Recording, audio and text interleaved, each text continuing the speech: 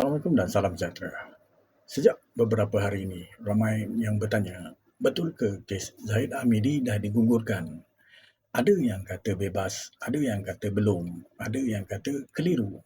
Hari ini aku nak jelaskan secara tepat mengikut fakta undang-undang dan kefahaman aku.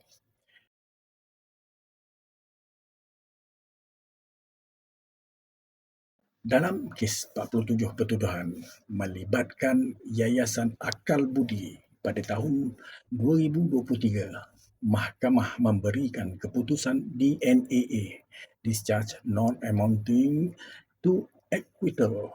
Maksud DNAA, kes dilepaskan tanpa penghakiman bersalah atau tidak bersalah dan pendakwaan masih boleh dibuka semula jika ada bukti baru.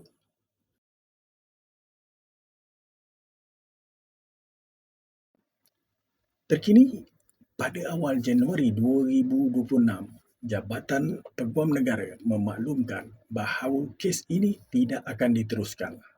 Istilah undang-undang yang digunakan ialah No Further Action, NFA. Bermaksud pendakwaan memutuskan untuk menghentikan kes ini dan tiada tindakan lanjut akan diambil berdasarkan bukti sedia ada.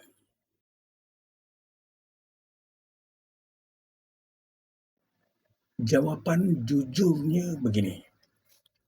Dari sudut pendakwaan, kes ini sudah tamat. Tapi ini bukan keputusan mahkamah yang mengisytiharkan tidak bersalah.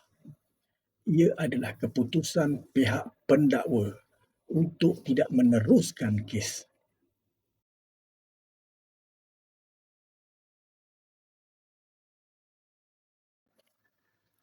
Kerana yang dipersoalkan bukan sekadar prosedur, tetapi kepercayaan rakyat terhadap sistem keadilan.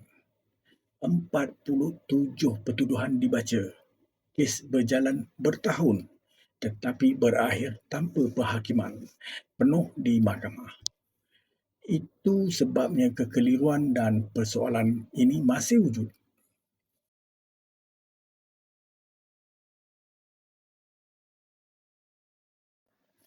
Akhir kata, undang-undang perlu dihormati. Keputusan pendakwa juga sebahagian daripada sistem. Tapi dalam masa yang sama, rakyat berhak faham apa yang berlaku sebenarnya. Bukan sekadar dengar perkataan bebas atau lepas tanpa konteks. Fakta perlu dijelaskan supaya keadilan bukan sahaja dibuat-buat tetapi difahami oleh rakyat. Kita bincang dengan ilmu, bukan dengan kebencian, supaya negara ini bergerak dengan lebih matang. Assalamualaikum.